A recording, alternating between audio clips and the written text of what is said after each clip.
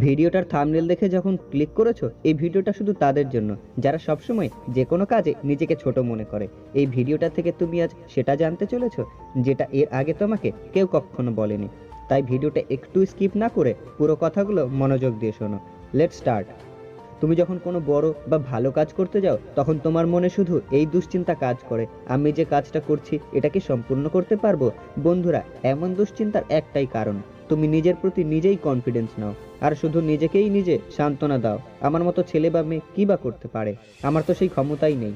তুমি নিজেকেই নিজে প্রশ্ন করো, সত্যিই কি কোনো ক্ষমতা নেই তোমার? তাহলে একটা গল্প বলি, শোনো।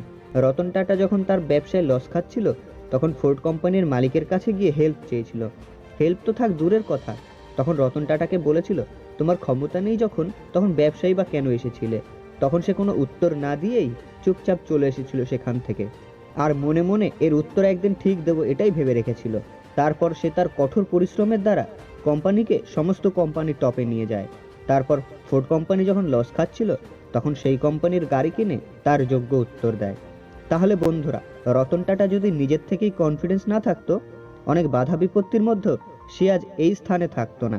আর সে যদি ভাবতো, আমার তো সত্যিই ক্ষমতা নেই কিছু করার, কি বা করতে পারি, তাহলে সে আর ফোর্ড কোম্পানির মালিককে যোগ্য উত্তর দিতে পারতো না। তাই তুমি যে কাজই করো না কেন, কনফিডেন্সের সাথে করো। যে যা বলছে বলতে দাও, সময়টা তোমার নয়। তাই কোনো উত্তর না দিয়েই চুপচাপ কাজ করে যাও তোমার ফিল্ডে। আজ থেকে কোনো অজুহাত না দিয়েই তোমার সাকসেসের জন্য যা যা করতে হয় ঠিক তাই তাই করো। তুমি তোমার 100% এফোর্ট লাগিয়ে দাও। তারপর সাকসেস হয়ে গেলে সময়টা তোমার। তখন কেউ আর তোমার ব্যাপারে খারাপ মন্তব্য করবে না, বরং তখন তারাই তোমার ব্যাপারে অন্যকে বলবে, ও কিছু করে দেখিয়েছে, ওর মতো হবার চেষ্টা কর। আর হ্যাঁ ভাই, কথাগুলো শুনে মনে যদি একটু আগুন জ্বলে, তাহলে কিছু করে দেখাও। সবাই যা করে তা নয়, কারণ এখন সব ফিল্ডেই কম্পিটিশন আছে। তাই তোমাকে করতে হলে কিছু আলাদা, কিছু ইউনিক করতে হবে, যেটা এর আগে কেউ কখনো করেনি। সেটা একমাত্র তুমিই পারো। যত তুমি দেরি করবে, তত তুমি পিছনে পড়বে। Choice is yours. আজ এই মুহূর্ত থেকেই শুরু করে দাও। Best of luck for your journey. জয় শ্রীকৃষ্ণ।